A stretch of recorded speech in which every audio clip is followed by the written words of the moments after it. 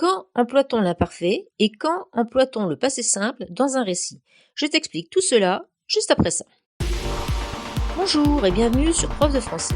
Aujourd'hui, on va voir dans quelles circonstances on emploie l'imparfait et dans quelles circonstances on emploie le passé simple dans un récit au passé.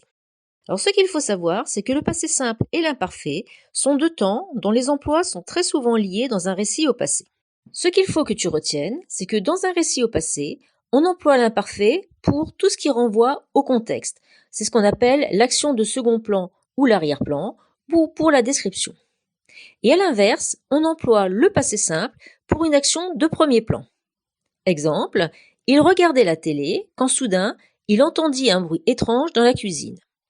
Donc il regardait la télé, on voit bien que c'est une action de second plan, c'est pas particulièrement important, ça peut durer longtemps, etc.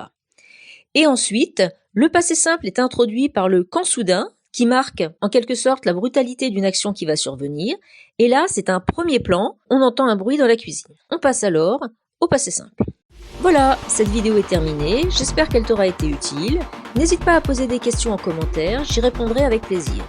Pense à t'abonner et à mettre un pouce bleu. À bientôt sur Prof de français.